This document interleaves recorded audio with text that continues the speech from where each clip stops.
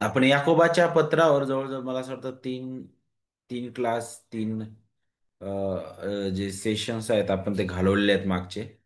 आज आपण विशेष करून पेत्राचं पहिलं आणि दुसरं पत्र जे आहे ते आपण अभ्यासणार आहोत.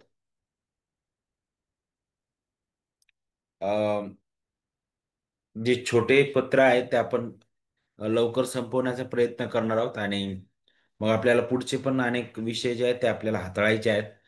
म्हणून थोडंसं आपण काही जे जे पुस्तक आहे ते आपण त्याचा सर्वे आपण नाही का आपण त्याला वरवर भेट देणार आहोत. आणि तशाच प्रकारे आज पेत्राचं जे पत्र आहे त्याकडे पण आपण त्याच प्रकारे एक धावती भेट देणार आहोत आपण. प्रत्येक अध्याय आणि प्रत्येक वचन अभ्यासण्यासाठी आपल्याकडे वेळ नाही. पण नक्कीच ही जी धावती भेट असेल ते आपल्याला पेत्राचं जे पत्र आहे ते समजण्यासाठी मदतगार ठरणार आहे. तर याकोबाच्या पत्रामध्ये आपण अनेक महत्त्वाच्या गोष्टी शिकलो. त्यानंतर आता पेत्राच्या पत्रामध्ये आपण येत असताना नेहमीप्रमाणे आपण त्याची पार्श्वभूमी किंवा त्याचा परिचय आपण समजून घेणार आहोत. तर माहित आहे आपल्याला की हे जे पत्र लिहिण्यात आलंय तर अगदी त्याच्याच नावाने हे पत्र आहे, कारण पेत्राचं पत्र म्हटलेलं आहे. पहिलं पत्र आणि दुसरं पत्र, आणि त्यामध्येच आपल्याला त्या लेखकाचं पण नाव पाहायला भेटतं. आणि तो स्वतःचा उल्लेख सुद्धा अध्याय 1 आणि वचन 2 मध्ये आपल्याला पाहायला भेटते. इथं करतो तो म्हणतो, देवपित्याच्या पूर्वज्ञानानुसार आत्म्याच्या द्वारे होत असलेल्या पवित्रीकरणात आज्ञांकित राहण्यासाठी व त्यांच्यावर येशू ख्रिस्ताच्या रक्ताचे सिंचन होण्यासाठी निवडलेले जे परदेशवासी आहेत त्यांना येशू ख्रिस्ताचा प्रेषित पेत्र ह्याच्याकडून तुम्हाला कृपा व शांती विपुल मिळत. आता पौलाची पत्र लिहिण्याची पद्धत आणि पौलाचं जे अभिवादन करण्याची पद्धत आहे नाही का, त्याची छोटीशी झलक पेत्राच्या पण अभिवादनामध्ये आपल्याला पाहायला भेटेल. ज्या प्रकारे पौल त्याच्या पत्रांची सुरुवात करत असताना तो नेहमी म्हणतो की तुम्हाला कृपा आणि शांती मिळो, कृपा आणि शांती असो.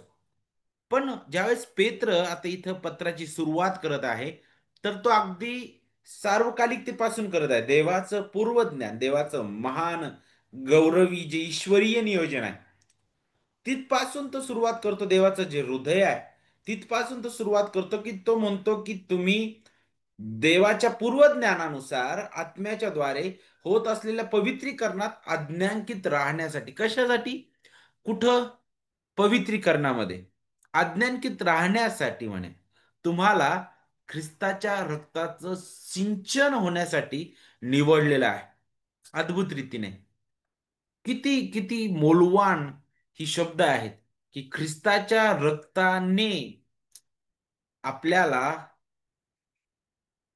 निवडलंय, त्याच्या ठायी निवडलेलं आहे.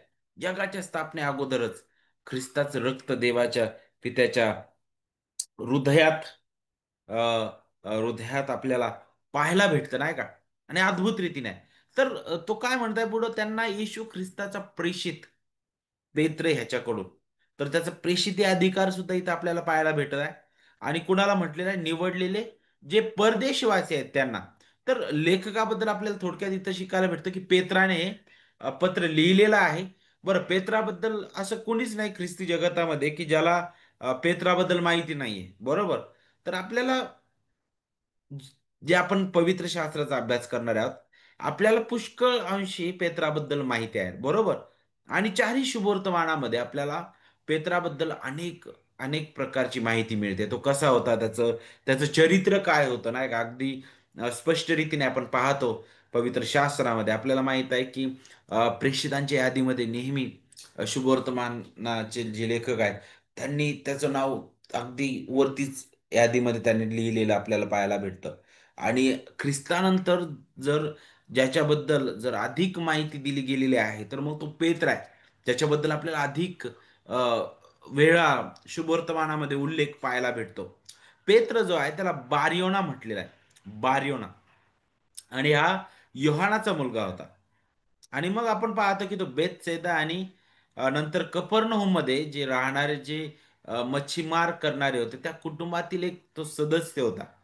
पेत्राचा भाऊ जो होता आंद्रिया त्याने त्याला ख्रिस्ताकडे आणला. आपण योहान अध्याय 1 आणि वचन 40 ते 42 मध्ये आपण पाहतो.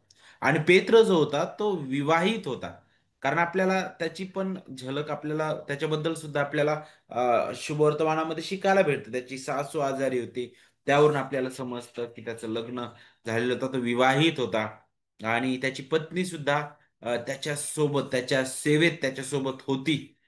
जर तुम्ही काही संदर्भ जर वाचले तर आपल्याला त्याबद्दल थोडीशी माहिती आपल्याला भेटू शकते. उदाहरणार्थ जर पहिले करिंथ अध्याय जर 9 वाचला आपण आणि वचन जर आपण 5 पाहिलं तर तिथं पहा काय सांगितलंय.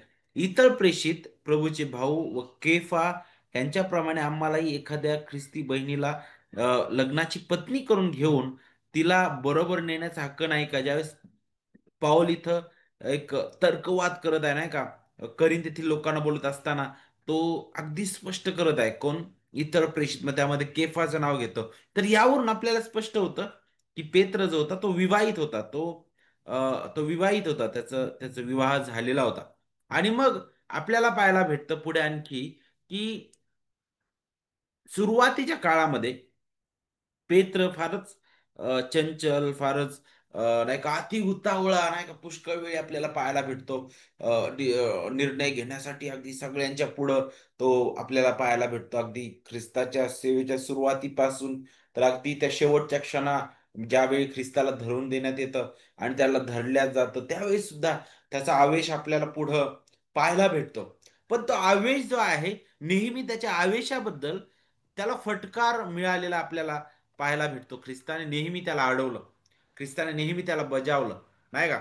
आणि मग हा जो पेत्र आहे ज्याने ख्रिस्ताला तीनदा नाकारलं तोच नंतरच्या काळामध्ये अद्भुत रीतीने ख्रिस्ताच्या सुवार्तेचा एक एक दूत म्हणून फार प्रभावीपणे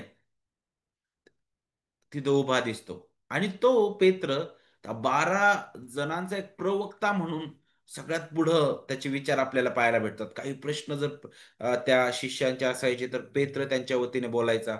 जर काही प्रश्न प्रभूने विचारले तर शिष्यांच्या वतीने पेत्र त्यांना प्रभूला उत्तर देताना आपल्याला दिसतो नाही का? तर अशा अनेक गोष्टी आहेत पेत्राबद्दल शिकत असताना आणि प्रभूने त्याला म्हटलेलं आहे की तू त्याचं नाव काय ठेवलं ख्रिस्ताने?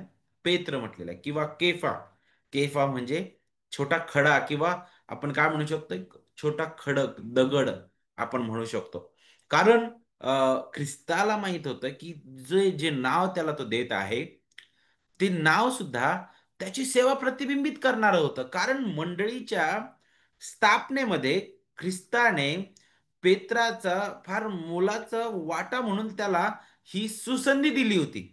आणि ते आपल्याला पेंटेकॉस्टच्या दिवसानंतर पाहायला भेटतं, की अद्भुत रीतीने जी मंडळीची स्थापना झाली सगळ्यात पहिली, तिथं देवाने अद्भुत रीतीने पेत्राचा उपयोग करून घेतलेला आहे. ओके. तर मग हे कसं घडलं ख्रिस्ताच्या स्वर्गरोहणानंतर? जो पेत्र भित्रा होता, ज्या पेत्राने ख्रिस्ताला नाकारलं, जो पळून जायला पाहत होता, जो पेत्र अति उतावळा होता, कोणत्या पण निर्णयामध्ये अधिक धावणारा आणि लवकरच पडणारा तो होता. तो पेत्र त्याच्यामध्ये झालेला बदल आपल्याला तिथं पाहायला भेटतो, जिथं देवाच्या आत्म्याचं अद्भुत कार्य पाहायला भेटतं, की जे अगोदरच ख्रिस्ताने सांगितलं होतं, की पवित्र आत्मा तुमच्यावर येईल, तेव्हा तुम्हाला सामर्थ्य प्राप्त होईल. आणि मग तुम्ही यरूशलेमेत, यहूद्यात आणि शम्रोनात आणि पृथ्वीच्या शेवटापर्यंत तुम्ही माझे काय होणार आहे? साक्षी होणार आहे. तर हे सामर्थ्य देवाचा आत्मा कशासाठी पुरवणार होता? माझी साक्षी, ख्रिस्ताची साक्षी होण्यासाठी. आणि ते सामर्थ्य काय मग? तर ते पेत्राच्या जीवनामध्ये आपण पाहिलं, की जो भेकड होता, जो पळून जाणारा होता, जो जो जो जो चुकीचे निर्णय घेणारा होता. तर पुष्कळदा जो डगमगणारा पेत्र तो फार धैर्याने त्या हजारो लोकांसमोर उभा राहून ख्रिस्ताच्या ख्रिस्ताची सुवार्ता गाजवतो. किती अद्भुत आहे. आणि मग आपल्याला पुढे जाऊन शिकायला भेटतं, की पेत्राने अनेक चमत्कार सुद्धा देवाने त्याच्याकडून करून घेतले. आणि जे शम्रोनी जे लोक आहेत त्यांच्यापर्यंत सुवार्ता जाण्यासाठी सुद्धा त्याचा उपयोग केला. जर 8 अध्याय आपण पाहिला तर आणि पुढे अनेक अध्याय 10 मध्ये सुद्धा अनेक जे परराष्ट्रीय लोक त्यांच्यापर्यंत पेत्राद्वारे ख्रिस्त देवाने सुवार्तेची घोषणा करण्यासाठी त्याचा उपयोग करून घेतलेला आहे. आणि मग आपण पुढे आणखी आपण येतो, तर यहुदी संप्रदायानुसार हा जो पेत्र आहे, हा पेत्र त्याला त्याला वधस्तंभावर खिळून मारण्यात आलं शेवटी. पण त्या शेवटच्या क्षणी सुद्धा आपल्याला पाहायला भेटतं त्याची पत्नी समोर त्याला खिळण्यात आलं, असं एक यहुदी संप्रदाय म्हणतो. आणि त्यावेळी ती जी पत्नी आहे ती तुटलेली आपल्याला दिसते. आणि यहुदी संप्रदायानुसार असं म्हटलं जातं की पहा, तिथं पेत्र तिला म्हणतो की तू प्रभूला आठव म्हणे, नाही का. आणि त्याने आपल्या पत्नीला सुद्धा त्यामुळं प्रोत्साहित केलं. आणि यामुळं आपल्याला शिकायला भेटतं की त्याची पत्नी सुद्धा नेहमी त्याच्या सोबत असायची. आणि पुढे आणखी जरी तिचा उल्लेख आपल्याला पवित्र शास्त्रामध्ये पाहायला भेटत नाही, कारण यहुदी संप्रदाय नुसार आपण ते पाहून घेतो, शिकतो. पण ज्यावेळेस पेत्राला वधस्तंभी खेळण्याची वेळ आली, त्यावेळेस पेत्राने असं म्हटलेलं आहे की अगदी स्पष्ट रीतीने सांगितलं की मी प्रभूप्रमाणे वधस्तंभावर मला खेळण्यात यावं, यासाठी मी पात्र नाहीये, तर मला वधस्तंभावर उलट खेळा म्हणे.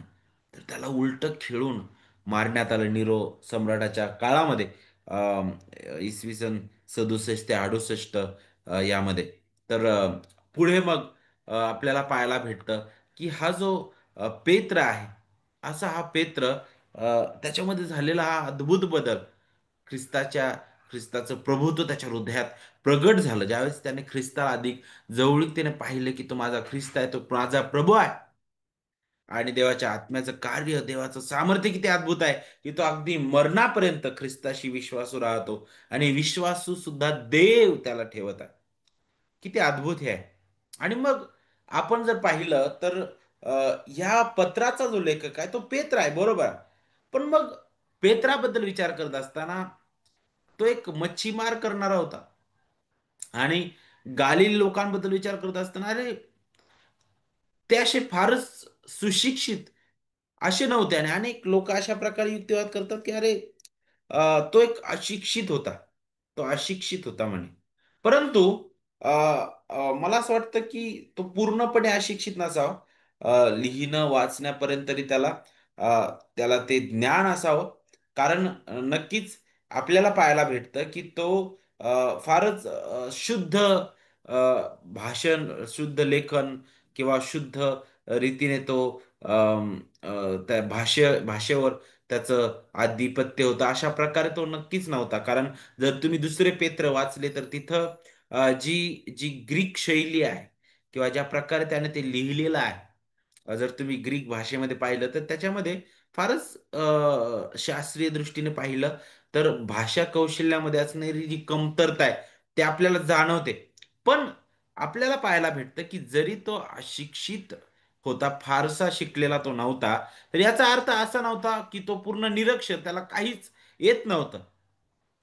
पण लक्षात घ्या की जे रब्बी होते, यहुदी रब्बी, त्यांच्यासारखा तो काय म्हणू शकतो, तो भाषा तज्ञ नव्हता, तो फार हुशार नव्हता याच्यामध्ये. आणि म्हणूनच आपल्याला पाहायला भेटतं की जरी अरेमिक ही भाषा पेत्राची प्राथमिक भाषा होती, तरी पण आपल्याला पाहायला भेटतं की पॅलेस्टाईनमध्ये ग्रीक ही जी भाषा होती ती मोठ्या प्रमाणात बोलली जाणारी दुसरी भाषा होती त्यानंतर. आणि म्हणूनच त्याला त्याचं सुद्धा ज्ञान होतं.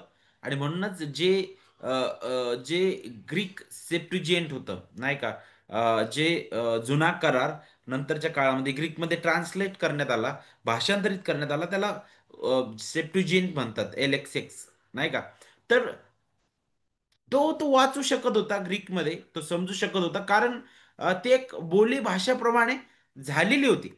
आणि त्यानुसार आपल्याला पाहायला भेटतं की त्याला त्याचं ज्ञान होतं, त्याबद्दल त्याला काही प्रमाणात त्याबद्दल तो समजू शकत होता. आणि म्हणूनच अ, असं म्हटलं जातं की अ, जर तुम्ही पेत्राचं जर पत्र वाचलं, 5वा अध्याय आणि विशेष करून वचन 12 मध्ये पहा, जिथं तो काय म्हणत आहे की अ, माझ्या मते विश्वासू असा आपला बंधू सिल्वान ह्याच्या हाती मी हे थोडक्यात लिहून पाठवून ह्यात बोध केला आहे व साक्ष दिली आहे की ही देवाची खरी कृपा आहे, हिच्यात तुम्ही दृढ राहा.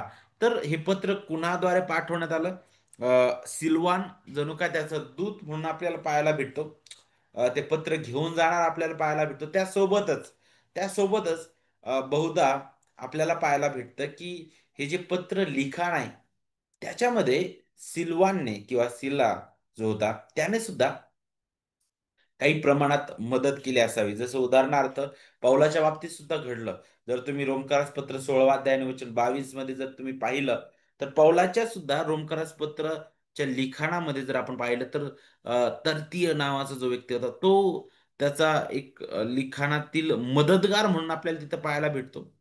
अ, त्याचप्रमाणे सिल्वानने कदाचित पेत्राला व्याकरणाच्या दृष्टीने मदत केली असावी आणि अ, अगदी पवित्र आत्म्याच्या देखरेखीखाली हे जे पत्रलेखन आहे आपल्याला पाहायला भेटतं की ते करण्यात आलेलं आहे आणि ते आपल्या समोर आहे. ओके. तर कधी हे जे पत्र आहे ते लिहिण्यात आलं आणि कुठून ते लिहिण्यात आलेलं आहे पुढे? तर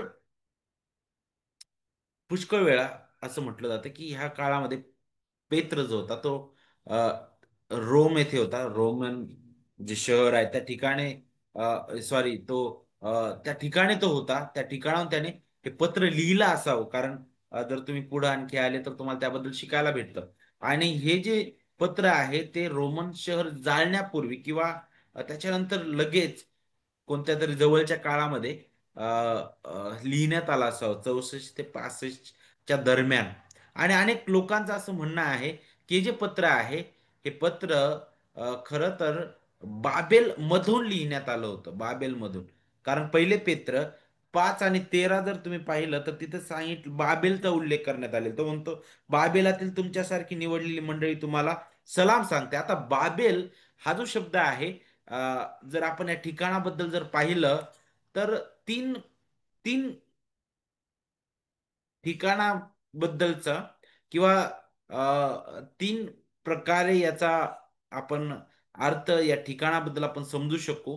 एक म्हणजे काय की इजिप्त मधील एक लष्करी चौकी होती ज्याला बाबेल म्हणण्यात यायचं किंवा एक जे प्राचीन मेसोपोटेमियन शहर होतं त्याला म्हणण्यात यायचं किंवा रोमला सुद्धा पुष्कळ वेळा बाबेल असं म्हणण्यात यायचं. तर मग नेमकं कोणत्या ठिकाणाहून ते लिहिलेलं आहे फारच मोठा पेच आपल्याला पडू शकेल. परंतु अ, अनेक लोकांचं हे म्हणणं आहे की रोममध्ये त्याने आपलं आयुष्य व्यतीत केलं. तिथून त्याने हे पत्र जे आहे ते लिहिलं असावं. आणि आपल्याला माहित आहे की प्रगटीकरणामध्ये रोमला बाबेल म्हटलेलं आहे. जर तुम्ही प्रगटीकरण 17 अध्याय जर वाचला वचन 5 आणि 9 मध्ये तिथेच आपल्याला त्याबद्दल शिकायला भेटतं. आणि म्हणून दुसऱ्या शतकापासून विशेषतः बाबेल रोमला बाबेल असं म्हणण्यात येत होतं आणि म्हणूनच अ, अ, त्यावरून आपण समजू शकतो की कदाचित रोममधून हे पत्र जे आहे ते लिहिलं असावं. का बरं हे लिहिण्यात आलं? का लिहिण्यात आलं? तर त्याचा पण उद्देश आपल्याला शिकायला भेटतो. का बरं? कारण भयंकर छळ चालू होता. अ, आणि तो छळामुळे अनेक विश्वासणारे जे आहेत ते गोंधळलेले होते आणि ते ते अस्थिर झालेले होते. त्यासोबतच वेगवेगळ्या समस्येला ते तोंड देत होते. आणि म्हणूनच हे जे पत्र आहे अशा गोंधळलेल्या आणि छळ सहन करणाऱ्या विश्वासणाऱ्यांना प्रोत्साहन देण्यासाठी लिहिण्यात आलेलं आहे. म्हणूनच अध्याय 5 आणि वचन 12 मध्ये तो काय म्हणत आहे की अ, यासाठी लिहून पाठवत आहे म्हणे की देवाची जी खरी कृपा आहे त्यामध्ये तुम्ही दृढ राहावं, नाही का? तर तो काय करत आहे एक तर त्यांना प्रोत्साहित करत आहे. आणि याही पलीकडे जाऊन जर आपण शिकलो तर अध्याय 1 आणि विशेष करून वचन 3 पासून पुढे आपल्याला इथं शिकायला भेटतं की पेत्र जो आहे खऱ्या रीतीने जे सार्वकालिक आनंद आहे आणि सार्वकालिक जे गौरव आहे त्याकडे वारंवार तो वाचकांचं लक्ष वेधून घेत आहे. कारण या जगामध्ये ज्या छळाला तुम्ही सामोरे जातात आणि या जगाचं जे ऐश्वर आहे आणि तो काय म्हणतो की हे ऐश्वर काहीच नाही टिकणारं नाहीये. परंतु आपलं नागरिकत्व आणि आपलं जे ध्येय आहे, आपलं जे लक्ष आहे ते वरती आहे, स्वर्गीय आहे. आणि म्हणूनच तो अनेक गोष्टी तो बोलतो इथं. जर तुम्ही पुढे जर वाचत गेले अध्याय 1 आणि वचन 3 पासून पुढे, तर त्याबद्दल तो बोलतो. त्यानंतर आपण पाहतो की अम, जे येणारं जे दुःख आहे, त्यामध्ये एक ख्रिस्ती या नात्याने आम्ही कसं जगलं पाहिजे, आपण कसं राहिलं पाहिजे, त्याबद्दल सुद्धा तो पुढे बोलतो. तर हे त्यामागचे उद्देश आहे. एक तर छळातून जात होते ते, गोंधळलेले होते, त्यामुळे त्यांना प्रोत्साहन देणं आणि त्यांचं लक्ष वारंवार स्वर्गाकडे, त्यांचं जे खरं खरं वारसा, त्यांचं जे वतन आहे त्याकडे लावणं, आणि विशेष करून दुःखामध्ये आपली प्रतिक्रिया कशी असावी किंवा आपलं वर्तन कसं असावं, त्याबद्दल तो बोलत आहे. आणि त्या विश्वासणाऱ्यांना उद्देशून पेत्र लिहितो, तुम्ही दुःख सहनातून जात असताना सुद्धा तो जो महान ख्रिस्त आहे, त्याच्याकडे ख्रिस्त पेत्र जो आहे, आपलं लक्ष वेधून घेतो आणि तो हेच म्हणतो की विश्वास ठेवा, आज्ञा पाळा, नाही का? वारंवार तुम्हाला या पत्रामध्ये पाहायला भेटेल, विश्वास ठेवा, आज्ञा पाळा. आता या पत्राबद्दल शिकत असताना याची पार्श्वभूमी आणखी आपण जाणून घेऊ. विशेष करून जर आपण रोम शहराबद्दल विचार करतो, तर रोम शहर जे होतं ते जाळलं तेव्हा रोमन लोकांना असं वाटलं की त्यांचा जो सम्राट होता निरो त्या काळामध्ये, त्याने हे शहर मुद्दामून जाळलेलं आहे. का बरं? कारण त्याची आणखी अद्भुत रीतीने बांधकाम करण्याची इच्छा होती. कारण पहिलं तर नष्ट करून आणखी तो नवीन बांधकाम करेल. परंतु त्याच्या मागचा उद्देश वेगळाच होता.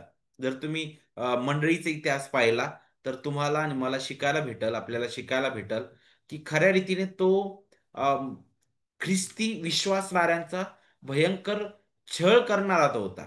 ख्रिस्त विरोधी तो होता. आणि त्याचा जो उद्देश होता तोच होता की ख्रिस्ती लोकांना नष्ट करणं. आणि म्हणूनच त्याने ह्या सर्व गोष्टी, वेगवेगळे कट कारस्थान आखले, वेगवेगळ्या परिस्थिती, वेगवेगळे त्याने डावपेच आखले, वेगवेगळ्या प्रकारे त्याने छळलं लोकांना. आणि आपल्याला पाहायला भेटतं की त्याने रोम शहर सुद्धा उद्ध्वस्त झालं होतं एक काळी. तेथील संस्कृती, तेथील विशेष करून जे धार्मिक घटक आणि सर्व गोष्टी, नाही का, सर्व गोष्टी अगदी जळून खाक झाल्या असं म्हटलं जातं. पण या सगळ्या गोष्टीबद्दल विचार करत असताना अम, अनेक लोक त्यामध्ये मारले गेले. आणि अ, त्याचा जो त्याचा जो द्वेष होता, तो द्वेष फक्त इतर त्या लोकांबद्दल नव्हता, तर खऱ्या रीतीने ख्रिस्ती लोकांबद्दल तो होता. त्याचा द्वेष आणि त्याचा रोख होता पूर्णपणे.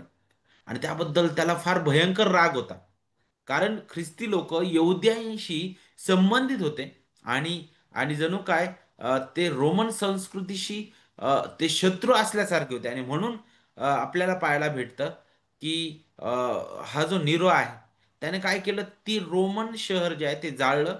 आणि त्याने त्यासोबतच ख्रिस्ती लोकांवर त्याने हा आरोप केला की त्यांनी ही आग लावलेली आहे. आणि मग त्याचा परिणाम काय झालं? भयंकर ख्रिस्ती लोकांचा छळ सुरू झाला रोमन साम्राज्यामध्ये. आणि मग पंत, गलतिया, कप्पदोकिया आणि बिथुनिया, ज्याचा उल्लेख पेत्र अध्याय 1 आणि वचन 1 मध्ये तो करताना दिसतो, नाही का? तिथं वेगवेगळ्या प्रकारे छळाला तोंड द्यावं लागलं त्याला. आणि मग पेत्र सुद्धा या सगळ्या घडामोडीतून जाताना आपल्याला दिसतो. आणि या सगळ्या गोष्टी तो पाहताना दिसतो. परंतु आपल्याला पाहायला भेटतं की हा जो पेत्र आहे, तो ह्या सगळ्या स्थितीमध्ये त्या सर्व लोकांचं मन जे आहे ख्रिस्ताकडे लावण्यासाठी त्यांना तो प्रोत्साहित करत आहे. त्यांच्याकडे पाहायला तो सांगत आहे. आणि विशेष करून तो त्यांनी स्थिर राहावं ही त्याची इच्छा आहे. त्यांनी विश्वासामध्ये बळकट असावं ही त्याची इच्छा आहे. आणि या दुःखामुळे त्यांनी खचून जाऊ नये. आणि आणि ह्या ज्या गोष्टी घडत आहे, त्यामुळे त्यांनी तुटून जाऊ नये, म्हणून तो वारंवार ख्रिस्ताच्या दुःखाचं स्मरण करून देतो. वारंवार तो दुःखाचं स्मरण करून देतो. तर अ, यामुळं खऱ्या रीतीने आपण पाहतो की त्याने हे पत्र जे आहे ते लिहिलेलं आहे. आता पहिलं जे पत्र आहे पेत्राचं, त्याच्याबद्दल विचार करत असताना त्यामध्ये काय ईश्वर वैज्ञानिक सत्य त्याने सांगितलेले आहेत. काय आपल्याला शिकायला भेटतं या पत्रामध्ये? तर ज्यावेळेस आपण अध्याय 1 आणि वचन 2 मध्ये येतो, तर सुरुवातीलाच बघा किती अद्भुत रीतीने तो बोलतो, की देव पित्याच्या पूर्व ज्ञानानुसार आत्म्याच्या द्वारे होत असलेल्या पवित्रीकरणात आज्ञांकित राहण्यासाठी अ, आपल्याला निवडलेला आहे. तर आपल्या अज्ञांकितपणामुळे आपल्याला निवडलेलं नाही. अ, तर स्क्रीनला टच करू नका. हॅलो.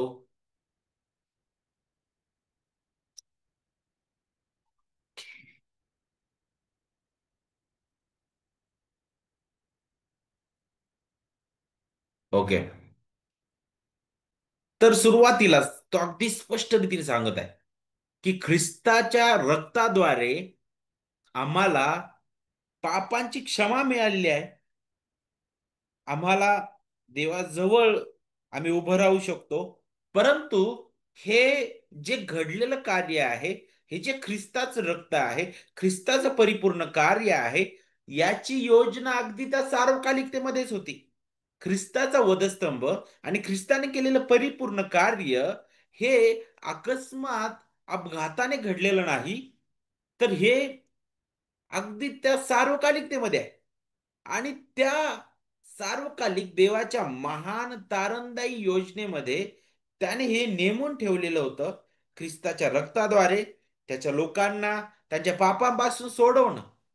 आणि त्याच्यासाठी त्याने त्याच्या पूर्वज्ञानानुसार त्याच्या गौरवासाठी या पापी लोकांमधून काहींना निवडलेलं आहे. कशासाठी निवडलं? कशासाठी निवडलं? तर आज्ञांकित राहण्यासाठी म्हटलेलं आहे. तर हे आज्ञांकित राहणं कसं आहे? तर त्याच्या पूर्वज्ञानानुसार आत्म्याच्या द्वारे होत असलेल्या पवित्रीकरणामध्ये देवाच्या आत्म्याचं कार्य सुद्धा त्यामध्ये पाहायला भेटतं. तर हे आज्ञांकित राहणं सुद्धा तारणानंतर सुद्धा आपल्या स्वतःच्या बळावर नाही, तर देवाच्या कृपेने आहे. हे जणू काही कृतज्ञतेचं एक फळ आहे. ख्रिस्ताने केलेल्या परिपूर्ण कार्यामुळे आमच्या हृदयात उत्पन्न ते करतो देवाचा आत्मा. आणि पुढे जाऊन तो आणखी एक महत्वाचा विषय हाताळतो. ते म्हणजे काय? की ख्रिस्त जो आहे तो आपल्या जिवंत आशेचा तो एक आधार आहे. तो आधार आहे. जर तुम्ही अध्याय 1 आणि वचन 3 पाहिलं तर तिथं काय सांगितले पहा, आपल्या प्रभू येशू ख्रिस्ताचा देव व पिता धन्यवादित असो. जिवंत आशा प्राप्त होण्यासाठी आणि अविनाशी निर्मळ व अक्षय वतन मिळवण्यासाठी त्याने आपल्या महादयेनुसार येशू ख्रिस्ताच्या मृतातून पुनरुत्थानाच्या द्वारे आपल्याला पुन्हा जन्म दिला. जे तारण शेवटच्या काळी प्रगट होण्यास सिद्ध आहे ते प्राप्त व्हावे म्हणून जे तुम्ही देवाच्या शक्तीने विश्वासाचे योग्य राखलेले आहात, त्या तुमच्यासाठी ते वतन स्वर्गात राखून ठेवले आहे. किती अद्भुत आहे! तो त्या छळातून जाणाऱ्या देवाच्या लेकरांना, त्या विश्वासणाऱ्या लोकांना त्या महान आशेकडे घेऊन जात आहे. जिथं ते महान वतन जे आपल्यासाठी ठेवलेलं आहे, तो म्हणतो की ते अक्षय आहे. ते निर्मळ आहे. ते वतन अविनाशी आहे. ते कधीच आपल्यापासून दूर केलं जाणार नाही. ते वतन आपल्यासाठी ख्रिस्ताने राखून ठेवलेलं आहे. ख्रिस्तामध्ये राखून ठेवलेलं आहे. त्यासाठी ख्रिस्ताने रक्त सांडलं. तो मृत्यू पावला आणि त्या मृत्यूच्या स्थितीमध्ये तो राहिला का? तर नाही. तो पुन्हा उठलेला आहे. आणि ख्रिस्ताचं पुनरुत्थान आपल्या त्या महान आशेचा आधार आहे.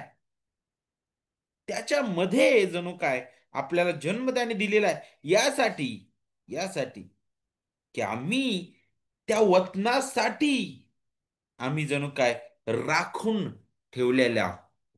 किती अद्भुत आहे! ख्रिस्त केंद्रित हे पेत्राचं पत्र आहे अद्भुत रीतीने. वारंवार तो आपल्याला ख्रिस्ताकडे घेऊन जातो. तो ख्रिस्तामध्ये आपल्याला तारण मिळालंय. आपण आज्ञा पालन करत जीवन जगावं त्याबद्दल बोध करतो. तो आपल्या भविष्याबद्दल सुद्धा बोलतो. या छळातून जात असताना सुद्धा आपल्यासमोर मृत्यूची छायेची जरी असली तरी घाबरू नका. आपल्यासमोर निराशाजन्य स्थिती असली तरी घाबरू नका. कारण जग जरी आपल्याला निराशा देईल, जगामध्ये जरी आपल्याला निराशा दिसल, परंतु आपल्या समोर जिवंत आशा आहे. ती ख्रिस्त आहे. ख्रिस्ताचं परिपूर्ण कार्य आहे. ख्रिस्ताचं महान पुनरुत्थान आहे. जे मरणाच्या पलीकडे जीवन देणार आहे. जे जीवनाची आठवण करून देणार आहे. बरोबर. आणि याच्याही पलीकडे जाऊन तो ख्रिस्ताच्या दुसऱ्या आगमनाबद्दल सुद्धा बोलतो. तो काय म्हणत आहे पुढे, की आपण त्याच्यासाठी राखलेले आहोत. आणि मग वचन 7 म्हणतो ह्यासाठी की नाशवंत सोन्याची परीक्षा अग्नीने करतात, त्या सोन्यापेक्षा मूल्यवान अशी जी तुमच्या विश्वासाची परीक्षा ते येशू ख्रिस्ताच्या प्रकट होण्याच्या वेळेस प्रशंसा, गौरव व मान ह्याच कारणीभूत व्हावी. तो म्हणतो की तुम्ही ज्या छळातून जातात, तुम्ही ज्या वेदनेतून जात आहात, त्या स्थितीमध्ये तुम्ही डगमगू नका. तुम्ही घाबरून जाऊ नका. कारण आपली महान आशा त्या ख्रिस्तावर आहे जो पुनरुत्थित आहे. याच्याही पलीकडे तो म्हणत आहे की तो ख्रिस्त पुन्हा महान वैभवाने येणार आहे. आणि त्यावेळी आपल्याला पाहायला भेटतं की जणू काय तुम्ही या अग्निपरीक्षेतून जातात आणि पहा तुम्ही त्याद्वारे उजळून निघतात आणि तुम्ही त्या राज्यासाठी तुम्ही घडविले जातात. जसं सोनं त्याची परीक्षा ते नाशवंत आहे म्हणे. त्याची परीक्षा जशी अग्नीने होते आणि ज्यामुळं ते सोनं अधिक चकाकतं, ते अधिक शुद्ध होतं जितकं ते अग्नीतून जातं. त्याच प्रकारे तुम्ही या छळाच्या स्थितीमधून चाललेले आहात, या वेदनेतून चाललेले आहात, तरी ह्या सर्व गोष्टींद्वारे तुम्हाला देव दिवसेंदिवस घडवत आहे. आणि पहा, ज्यावेळी ख्रिस्त महान वैभवाने येईल त्यावेळेस तो तुम्हाला या सर्व स्थितीतून सोडणार आहे. तुम्ही या या अंतिम तुमची सुटका असणार आहे. आपलं तारणाची परिपूर्णता ही असणार आहे ख्रिस्तामध्ये. आणि त्याबद्दल तो बोलतो. वचन 13 मध्ये तो काय म्हणतो, म्हणून तुम्ही आपली मनरूपी कंबर बांधा व सावध राहून येशू ख्रिस्ताच्या प्रगट होण्याच्या वेळी तुम्हाला प्राप्त होणाऱ्या कृपेवर पूर्ण आशा ठेवा. कुठं पहा, ख्रिस्ताच्या कृपेवर आशा ठेवा म्हटलेलं आहे. ख्रिस्ताकडे पहा म्हटलं. आपल्या जीवनातील येणारे प्रसंग, आपल्या जीवनातील येणारे छळ, आपल्या जीवनातील येणाऱ्या वेदना, आपल्या जीवनातील येणारे संकट, या सर्व गोष्टींमुळे आपण पुष्कळदा खचून जातो. परंतु नाही, तो ख्रिस्त पुन्हा येणार आहे. आपली मनरूपी कंबर बांधा म्हटलेला आहे. सावध राहून येशू ख्रिस्ताच्या प्रगट होण्याच्या वेळी तुम्हाला प्राप्त होणारी जी कृपा आहे तिच्यावर पूर्ण आशा ठेवा म्हटलेलं आहे. एक दिवस ह्या सर्व गोष्टीतून आम्ही सुटणार आहोत. या वेदनेतून आम्ही सुटणार आहोत. या आजारपण, हे आमचं दुर्बलता, आणि विशेष करून त्या मंडळीबद्दल, त्या लोकांबद्दल विचार करत असताना तो म्हणतो की नक्कीच छळ आहे, परंतु ह्या कायमस्वरूपी नाही. कायमस्वरूपी नाही. देव तुम्हाला त्यातून घडवत आहे.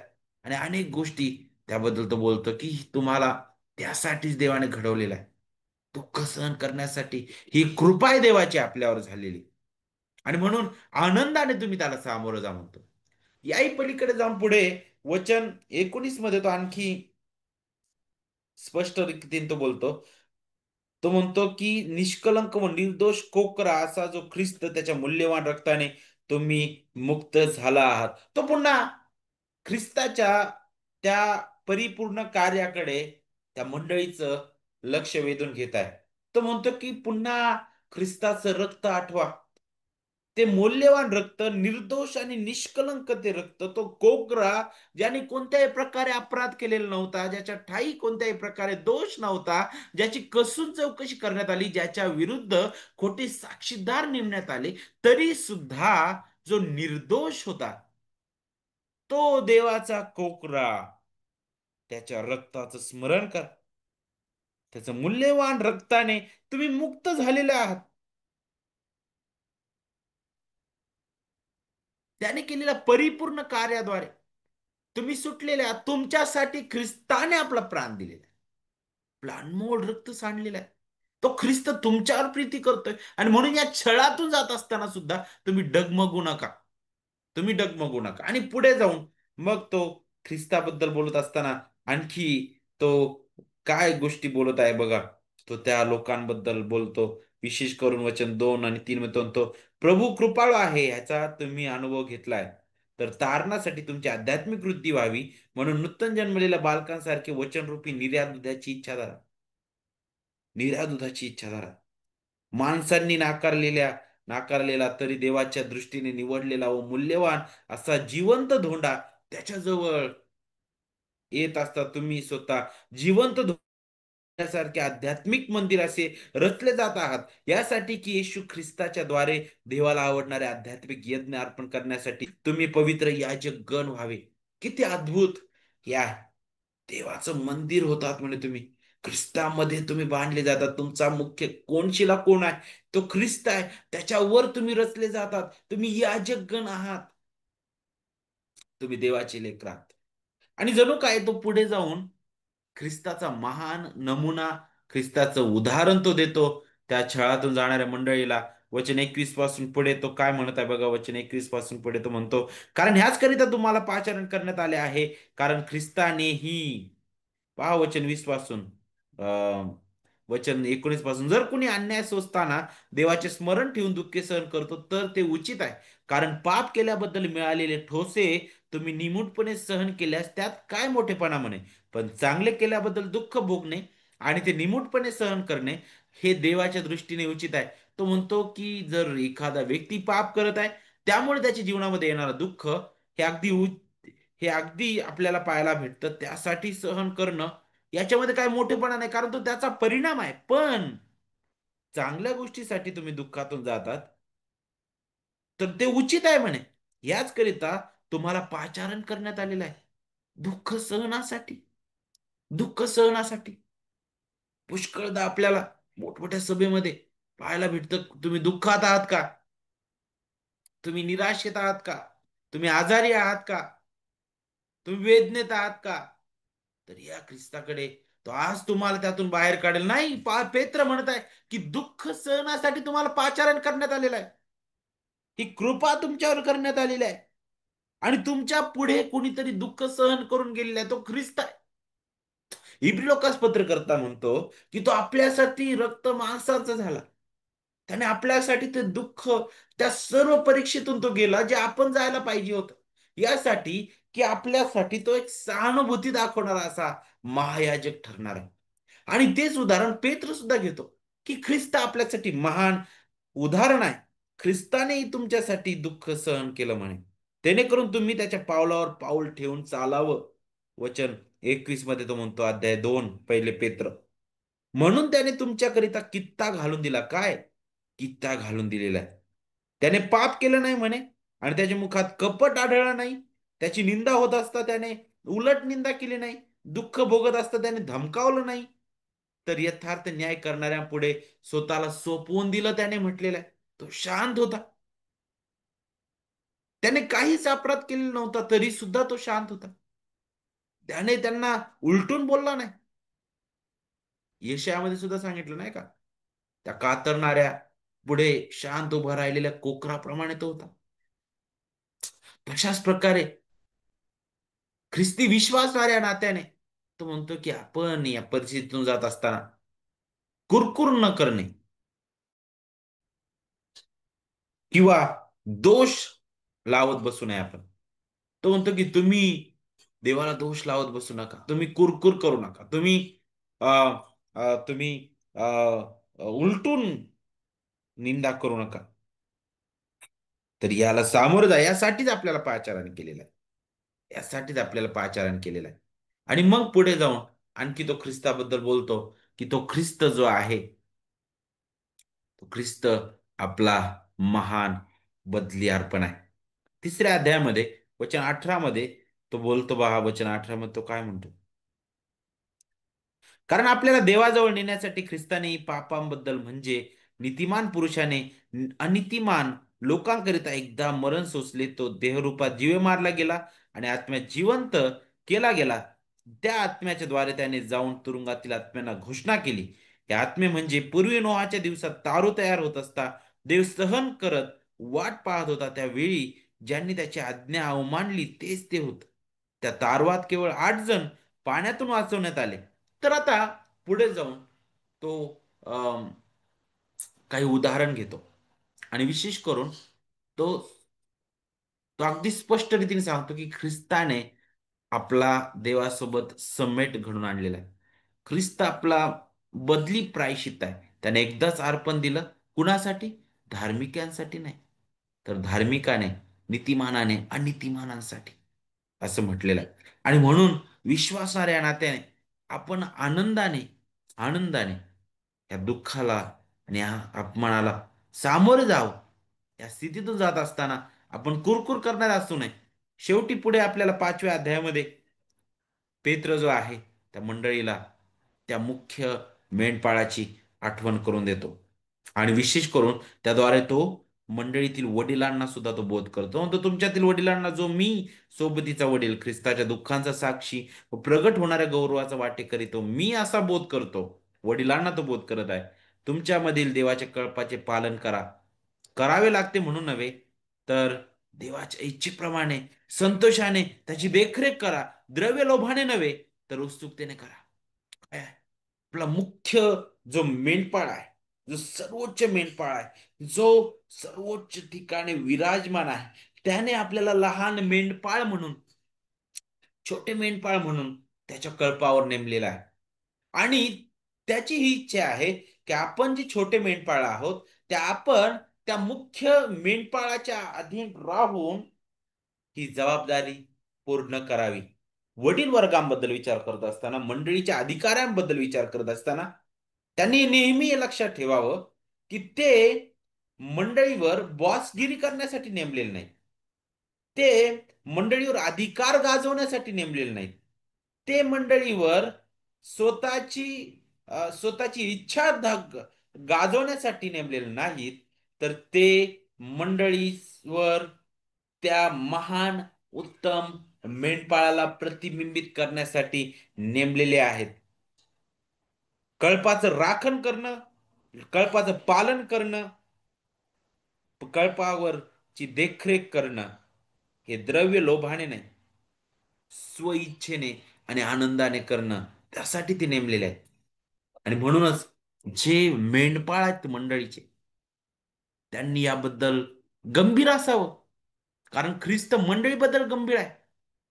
तुम्हाला माहिती आहे का आपल्याला की ख्रिस्त या भूतलावर असताना, त्याच्या पुनरुत्थानानंतर ज्यावेळेस तो पेत्राला भेटला स्वर्गरोहणाच्या अगोदर, आपल्याला योहानाच्या 20-21 अध्यायामध्ये पाहायला भेटतं, त्यावेळेस त्याने काय विचारलं? पेत्रा, तू माझ्यावर प्रीती करतोस काय? 3दा त्याने विचारलं. त्यावेळेस पेत्र काय म्हटलं? हो प्रभू, मी तुमच्यावर प्रीती करतो. त्यावेळेस तो काय म्हटला? माझी मेंढरे चार, माझी कोकरे पाळ, माझी मेंढरे चार. आणि तेच प्रभूचे शब्द पेत्राच्या हृदयात ठसलेले आहेत. आणि तेच लक्षात घेऊन पेत्र आता वडील वर्गांना बोध करत आहे. तो म्हणत आहे की मी तुमच्या सोबतीचा वडील आहे आणि मी तुम्हाला बोध करत आहे की देवाच्या कळपाचं पालन करा. करावं लागतं म्हणून नाही, नाही का, अरे आता करायचंय, काम आहे, काहीतरी भेटतं म्हणून नाही, नाही का, काहीतरी मला आता भेटल, मी काहीतरी मोठा होईल, मला काहीतरी मुख्य काहीतरी गोष्ट भेटणार आहे म्हणून नाही. उत्सुकतेने करणं गरजेचं आहे. ते माझ्या महान गौरवी मेंढपाळाने दिलेली अद्भुत जबाबदारी आहे माझ्यावर, ज्यासाठी मी बिलकुल लायकीच नाही. जो उत्तम मेंढपाळ, त्याने या कळपासाठी अद्भुत रीतीने आपला प्राण दिलेला आहे, आपलं अनमोल रक्त सांडलेलं आहे. आणि त्या कळपावर माझ्यासारख्या पात्र आणि दुर्बल अशा छोट्या मेंढपाळाला त्याने संधी दिलेली आहे. तर मी किती करून त्या मुख्य मेंढपाळाला प्रतिबिंबित करणार असावं. मी किती मंडळीवर प्रीती करणार असायला पाहिजे. मी किती मंडळीसाठी झटणार असायला पाहिजे. मी किती मंडळीचं पालन पोषण करण्यासाठी, मंडळीची देखरेख करण्यासाठी आणि मंडळीच्या गरजा पूर्ण करण्यासाठी झटणार असलं पाहिजे. वडिलांना तो बोध करतो. तर पहिले पेत्र आहे जे आहे, ते आपल्याला पाहायला भेटतं की ख्रिस्ताबद्दल अशा प्रकारे प्रगट करतं. आणि या सर्व गोष्टीतून अनेक अनेक विषय जो आहे पेत्राने जे आहेत ते हाताळलेले आहेत पहिल्या पेत्रामध्ये. लगेच आपण दुसऱ्या पेत्राकडे आपलं लक्ष केंद्रित करू. तर थोडक्यात पहिलं पेत्र जे आहे ते अशा प्रकारे आपल्याला मार्गदर्शन करतं. दुसरं पेत्र जे आहे, दुसरं पत्र पेत्राचं, जिथं आपल्याला पाहायला भेटतं. पुन्हा एक वार लेखकाबद्दल आपण शिकत असताना पेत्राने लिहिलेलं आहे आपल्याला माहित आहे. अध्याय 1 आणि वचन 1 आपल्याला त्याबद्दल सांगतं. आणि तो अगदी स्पष्ट रीतीने म्हणतो की पहा आपला देव तारणारा येशू ख्रिस्त ह्याच्या नीतिमत्वाने आमच्यासारखा मोलवान विश्वास मिळालेल्या लोकांना पाहिलं. पहिल्या पेत्राची सुरुवात वेगळ्या प्रकारे आणि इथं अधिक वेगळ्या प्रकारे आपल्याला पाहायला भेटत आहे. आता पुढं कधी लिहिण्यात आलं तर पेत्राचा जो मृत्यू आहे तो 67-68 मध्ये कुठंतरी झाला कालावधीमध्ये. आणि आपल्याला पाहायला भेटतं की अ, त्याच्या आयुष्यातील शेवटचा जो संदर्भ आहे, शेवटच्या वेळेचा संदर्भ तो इथं देताना आपल्याला दिसतो. अध्याय अध्याय 1 दुसरे पेत्र अध्याय 1 मध्ये तो म्हणतो, ह्या कारणास्तव जरी तुम्हाला ह्या गोष्टी माहीत आहेत आणि तुम्हाला प्राप्त झालेल्या सत्यात तुम्ही स्थिर झालेले आहात, तरी तुम्हाला त्यांची आठवण देण्याची मी काळजी घेईन. मी या मंडपात आहे तोपर्यंत तुम्हाला आठवण देऊन जागृत ठेवणे मला उचित वाटते, कारण मला ठाऊक आहे की आपल्या प्रभू येशू ख्रिस्ताने मला कळवल्याप्रमाणे मला आपला मंडप लवकरच काढावा लागणार आहे. त्याला जाणीव झालेली होती की त्याच जाणं जवळ आलेलं आहे. आणि यातून आपल्याला थोडीशी आयडिया येईल की हे जे पत्र आहे हे कधी लिहिण्यात आलं असावं. दुसरं पत्र त्याच्या मृत्यूच्या अगोदर नाही का ते लिहिण्यात आलं असावं. तर मग त्यानुसार मग त्याची जी लिखाणाची जी तारीख आहे ती मला असं वाटतं 65 ते 67 यामध्ये असावी. कुठून ते लिहिलं तर अनेक याच्यावर प्रश्न आहेत, अनिश्चित आहे. पण पुष्कळ लोक असेच प्रकारे म्हणतात की रोममधूनच त्याने हे लिहिलेलं आहे. मूळ श्रोतेगण कोण होते, कुणासाठी हे लिहिण्यात आलेलं आहे. जर तुम्ही अध्याय 3 आणि वचन 1 वाचलं दुसरे पेत्र, तिथं म्हटलं प्रियजनो आता हे दुसरे पत्र मी तुम्हाला लिहित आहे. या दोन्हींमध्ये मी तुम्हाला आठवण देऊन तुमचे निर्मळ मन जागृत करत आहे. म्हणजे याचा अर्थ तो इथं पहिल्या पत्राचा पण उल्लेख करत आहे. आणि यातून आपण पाहतो की एकच प्राप्तकर्ते आहेत ज्यांच्यासाठी हे दोन्ही पत्र त्यांनी लिहिलेले आहेत. आणि विशेष करून हे जे प्राप्तकर्ते आहेत ते म्हणजे कोण मग आशिया मायनर मधील विश्वासणारे लोक, त्यांना उद्देशून हे पत्र त्याने लिहिलेलं आहे. याच्या मागचा उद्देश काय होता तर आपल्याला त्याबद्दल शिकायला भेटतं. अध्याय 2 मध्ये आणि वचन 1 मध्ये पहा तर आपल्या लोकांतही खोटे संदेश ठेवते, तसे तुमच्यातही खोटे शिक्षक होतील. ते विध्वंसक पाखंडी मते गुप्तपणे प्रचारात आणतील. ज्या स्वामीने त्यांना विकत घेतले त्यालाही ते नाकारतील आणि आपणावर आकस्मित नाश ओढून घेतील. तर इथं आपल्याला एक वेगळी आणखी समस्या पाहायला भेटते. छळातून ते चाललेले होते. पहिल्या पत्रामध्ये आपण पाहिलेलं आहे त्या स्थितीमध्ये. पण त्याच्याही पलीकडे खोटे संदेश, ते खोटे शिक्षक आणि त्यांची पाखंडी मते याबद्दल सुद्धा आपल्याला इथे शिकायला भेटत आहे. आणि या सगळ्या गोष्टींमध्ये जीवन जगत यामधून जात असताना त्याची इच्छा होती की विश्वासणाऱ्यांनी सत्याला धरून राहावं. विशेष करून खोट्या शिकवणीला प्रतिसाद द्यावा. प्रतिसाद देण्यासाठी पेत्राने हे पत्र लिहिलेलं आहे की तुम्ही सत्यावर नाही का, जे शुभवर्तमानात जे नैतिक जे जे सत्य आहे त्यावर तुम्ही विसंबून राहावं. कारण खोटी जी शिकवण होती त्याला आपण काय म्हणू शकतो, ज्ञानवाद नाही का, जे जे प्रारंभिक मंडळीमध्ये आणि आजही होते, आजही आहे, ज्याच्यामध्ये त्या लोकांचा असा विश्वास आहे की आमचं जे तारण आहे ते ख्रिस्तावरील विश्वासाच्या द्वारे नाही, तर अंतर्ज्ञानात्मक जे आतमध्ये आम्हाला ज्ञान मिळालेलं आहे त्या ज्ञानावर ते आधारित आहे. गूढ ज्ञान, काहीतरी रहस्यमय ज्ञान, ज्यामुळे आम्हाला ते रहस्यमय ज्ञान मिळालंय जे आमचं तारण करणार आहे. गुडवाद त्याला म्हटलेलं आहे, रहस्यमय आहे. आणि हे जे आहे गुडवाद, हे किंवा हे रहस्यमय ज्ञान, हे ग्रीक संस्कृतीचा एक भाग होता, ग्रीक तत्वज्ञानातील एक भाग होता. आणि तेच मंडळीमध्ये सुद्धा आलेलं आहे. काहीतरी रहस्य, काहीतरी रहस्य आज आपल्याला पुष्कळ ठिकाणी ऐकायला भेटतं. हा हे रहस्य देवाने प्रकट केलेलं हे रहस्य आहे, ऐका. आणि मलाच सांगितलं देवाने, माझ्या हृदयात सांगितलंय, मलाच सांगितलंय नाही का. मला एक गोष्ट आठवते. आमच्या गावाकड एक एक व्यक्ती अ, ते मला म्हटले की मला तुमच्याबद्दल एक रहस्य सांगितलंय म्हणे देवाने आणि मला तुम्हाला भेटायचंय म्हणे. तुमच्याबद्दल आणि तुमच्या चुलत्यांबद्दल नाही का, आणि मला भेटायचं लवकर, कारण देवाने मला स्वप्नात ते रहस्य सांगितलेलं आहे. आता आम्हाला प्रश्न पडला, का बरं त्यांना सांगितलं, आम्हाला का नाही सांगितलं, नाही का? तर अशाच प्रकारची जी स्थिती आहे ते आजही आहे, बरोबर, आणि त्या काळी सुद्धा होती. तर ते अशा प्रकारे देवाचं जे सत्य आहे आणि देवाची जी सुवार्ता आहे, त्याला काय म्हणू शकतो, त्याला पूर्णपणे विरोध करणाऱ्या ह्या गोष्टी होत्या. आणि त्यामध्ये मग ज्ञानवादामध्ये अनेक चुकीचे प्रकार सुद्धा आपल्याला पाहायला भेटतात, ज्यामध्ये लोक जे आहेत चुकीच्या प्रकारे शिकवायला लागले होते, ज्याच्याबद्दल पेत्र फटकारताना दिसतो. जर तुम्ही अध्याय 2 वचन 13 पासून जर पुढे वाचलं, तर तिथं पाहतो काही गोष्टींबद्दल बोलतो. विशेष करून बघा, वचन 13 मध्ये तो अनितीबद्दल बोलतो. तो म्हणतो, अनितीचं वेतन म्हणजे अपकार हा त्यांच्या पदरी पडतो. दिवसा ढवळ्या चैनबाजी करण्यात ते सुख मानतात, ते डाग व कलंक आहेत. तुमच्या बरोबर मेजवान्या झोडतात, ते कपटाने वागतात व त्यात त्यांना मौज वाटते. त्यांचे डोळे व्यभिचारी वृत्तीने भरलेले आहेत आणि पाप केल्या वाचून त्यांना राहवत नाही. ते अस्थिर मनाच्या लोकांना मोह घालतात. त्यांचे हृदय लोभाला सवकलेले आहे. ते शापग्रस्त लोक आहेत. काय होत होतं? हे जे ज्ञानवादी लोक, जे त्या मंडळीमध्ये होते, पुष्कळ त्या लोकांमध्ये होते, ते त्यांनी काय केलं होतं, की ख्रिस्ती विश्वासाला सहजासहजी घेतलेला आहे. देवाच्या कृपेला त्यांनी सहजासहजी घेतलेला आहे. देवाला त्यांनी सहज घेतलेला आहे, नाही का? आणि त्याचा परिणाम काय झाला होता, की त्यांनी स्वतःला अनैतिकतेच्या मागे झोकून दिलेलं होतं.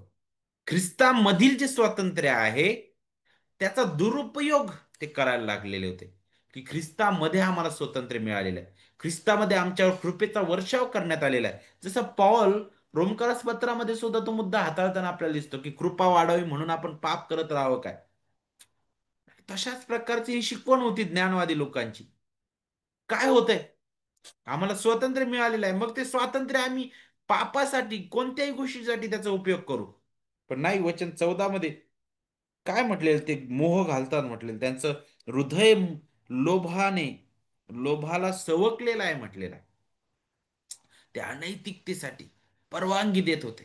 ते म्हणत होते, नो प्रॉब्लेम, काय होत नाही, तुम्ही व्यभिचार करा, तुम्ही पापात जीवन जगा, तुम्ही काही करा, कारण ख्रिस्तामध्ये आम्हाला स्वातंत्र्य मिळालेलं आहे. ख्रिस्तामध्ये स्वातंत्र्य आम्हाला त्या गोष्टीसाठी परवानगी देत आहे. हे अगदी चुकीचं आहे, अगदी चुकीचं आहे. ख्रिस्ताच्या अनमोल रक्ताने आम्ही मुक्त झालो. ख्रिस्तामध्ये आम्ही स्वतंत्र झालेलो आहोत. परंतु हे स्वातंत्र्य पाप करण्यासाठी नाही, तर ख्रिस्तासाठी जगण्यासाठी आहे. पण इथं वेगळं चालू होतं. देवाचा नकार ते करत होते. थोरांची निंदा ते करत होते.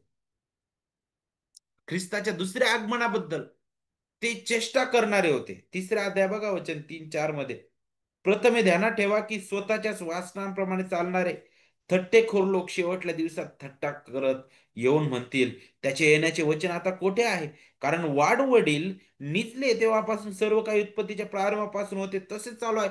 लोक काही म्हणायला लागले त्या ठिकाणी, अरे, आम्ही लहान होतो तेव्हा ऐकलं, शेवटचा काळ जवळ आलेला आहे आणि ख्रिस्त येणार आहे.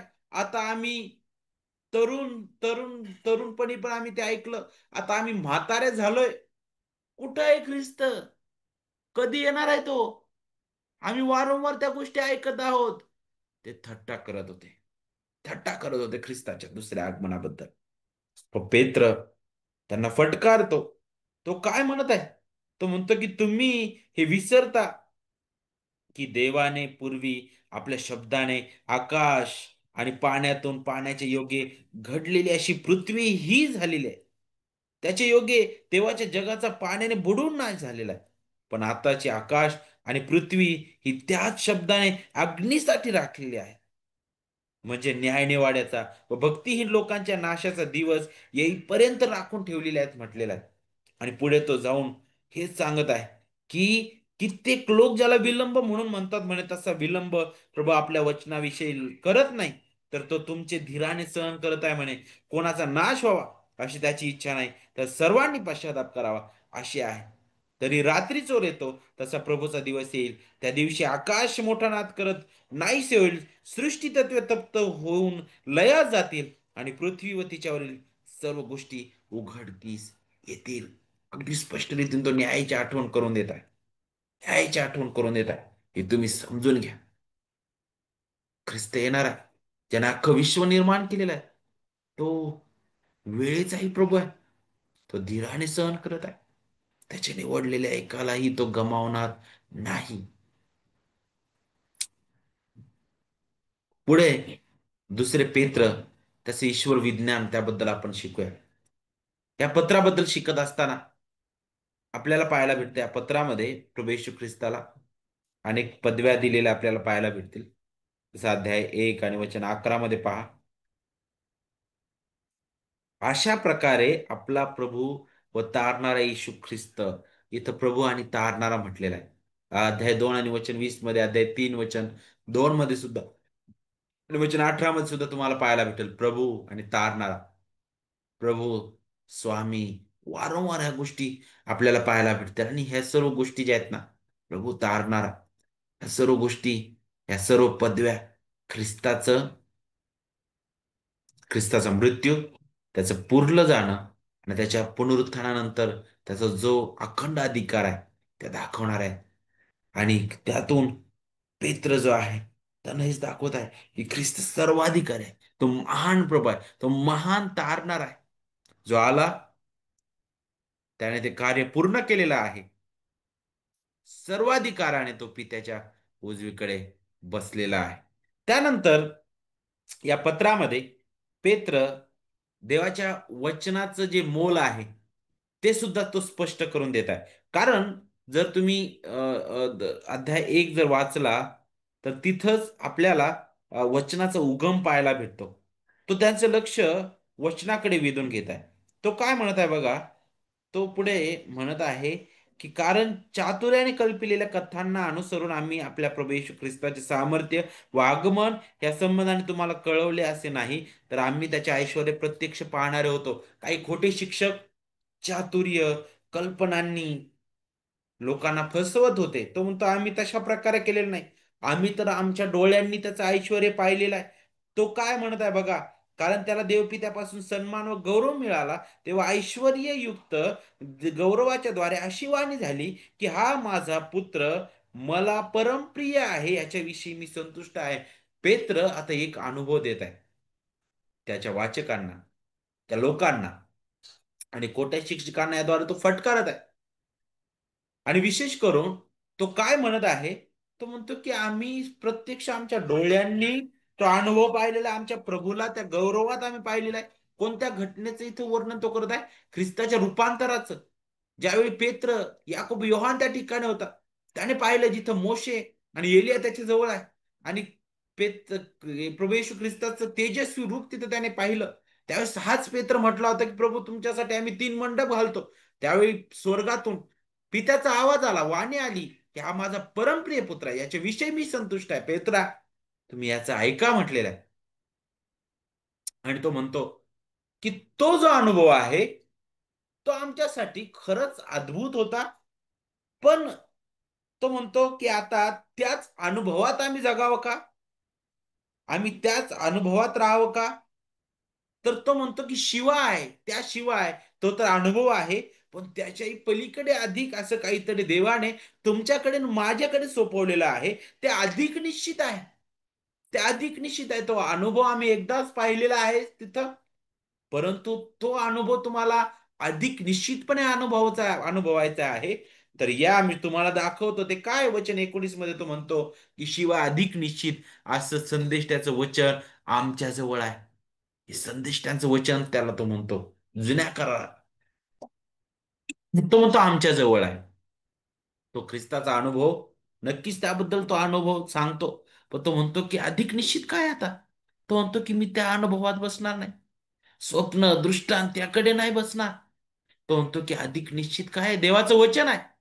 जे काळोख्या जागी प्रकाशणाऱ्या दिव्याप्रमाणे आहे, जे अंधकारमय हृदय फोडणार आहे, हातोडा आहे जे हातोडा आहे, जे कठीण हृदय फोडून टाकतं, जे अग्नी आहे, जे शुद्ध करतं, जे न्याय करतं. आणि तो म्हणतो की तुमच्या अंतःकरणात दिवस उजाडेपर्यंत व तारा उगवेपर्यंत तुम्ही त्याकडे लक्ष द्या अंतःकरणात दिवस उजाडेपर्यंत. कुठपर्यंत? ते वचन तुमच्या हृदयात खऱ्या रीतीने तो ख्रिस्ताचा प्रकाश पाडणार आहे. त्या ख्रिस्ताचं तेज प्रकट करणार आहे. ख्रिस्ताचं गौरव प्रकट करणार आहे. आणि कुठपर्यंत लक्ष द्यायचं? पहाटचा तारा उगवेपर्यंत, ख्रिस्ताच्या दुसऱ्या आगमनापर्यंत. आणि पुढे जाऊन तो आणखी म्हणतो की ध्यानात ठेवा की शास्त्रातील कोणत्याही संदेशाचा उलगडा कोणाला स्वतःच्या कल्पनेने करता येत नाही म्हणे. तर तो संदेश मनुष्यांच्या इच्छेने कधी आलेला नाही, तर पवित्र आत्म्याने प्रेरित झालेल्या पवित्र मनुष्यांनी देवापासून आलेला संदेश सांगितलेला. कोणी सांगितलाय? देवाने त्या लोकांना नियुक्त केलेलं होतं त्या कार्यासाठी, लिखाणासाठी. त्यांच्याद्वारे त्याचे शब्द देवाच्या नियंत्रणात, देवाच्या आत्म्याच्या नियंत्रणात त्याने लिहून घेतले. आणि तो संदेश खुद्द देवापासून आलेला आहे. तो आता तुमच्याकडे, माझ्याकडे लिखित स्वरूपात आहे. त्याच्याकडे आम्ही पाहावं. त्याने जुन्या करारातील शास्त्रवचनांना मोल दिलेला आहे. आणि तेच आज मंडळीला समजणं गरजेचं आहे. मनोरंजन, नाच गाणं किंवा इतर गोष्टींपेक्षा अधिक वेळ आम्ही देवाच्या वचनाचं मनन करण्यासाठी, ते अधिक निश्चित आहे. त्याच्या वचनाचा, त्याचा उलगडा ऐकण्यासाठी, त्याच्या वचनात रमण्यासाठी आम्ही घालवावं. आम्ही त्याचं वचन ऐकावं, गावं, त्याच्या वचनासाठी नेहमी आतुरलेलं असावं. त्याचं वचन आम्ही जगावं. आणि त्याबद्दलच तो बोलतो. आणि अनेक उदाहरणं तो पुढे देतो. शेवटी पेत्र जो आहे, प्रभूच्या दिवसाबद्दल सुद्धा तो बोलत आहे की त्याचं येणं अचानक होईल म्हणे. तो म्हणतो की तो त्या ठिकाणी पृथ्वीचं, या सृष्टीचं शुद्धीकरण करेल म्हणे. आणि त्या दिवशी सर्व विश्वासणारे त्या ख्रिस्तासोबत असतील. आणि ख्रिस्त त्या सर्व दुष्टांचा आणि अविश्वासणाऱ्यांचा काय करेल? न्याय करेल. तर पहिलं आणि दुसरं जे पेत्र आहे, हे पत्र आपल्याला अशा अनेक बाबींबद्दल मार्गदर्शन करतं, नाही का? आपण अ, आपण थोडक्यात त्याचा अभ्यास केलेला आहे. प्रत्येक अध्याय, प्रत्येक वचन अभ्यासनासाठी आपल्याकडे अ, वेळ अ, अपुरा पडलेला आहे. परंतु अ, आपण थोडक्यात एक धावती भेट त्याला दिलेली आहे. नक्कीच आपल्यासाठी लाभदायक होईल. कारण जी ती मंडळी छळातून जात होती, त्यांना तो प्रोत्साहित करत आहे. खोटं शिक्षण जे चालू होतं, त्यांना तो फटकारत आहे. आणि आपलं लक्ष पुन्हा एक वार ख्रिस्ताच्या वचनाकडे तो वेधून घेत आहे. आणि म्हणूनच ज्यावेळेस आपण या पत्राचा अभ्यास करतो, तर आपल्याला ख्रिस्ताचं जे मोलवान कार्य आहे, त्याचं मनन करणं गरजेचं आहे. त्यावर आपण नेहमी मनन करतो. आणि त्याच प्रकारे अगदी किती अद्भुत हे पत्र आहे की जे ख्रिस्ताचं जे जे सर्वोच्चपण आहे, ते वारंवार वारंवार प्रगट करतं. आणि म्हणूनच अ, या पत्राचा अभ्यास आपण करत असताना शेवटी आपण प्रार्थना करू. देवाला हीच विनंती करूया की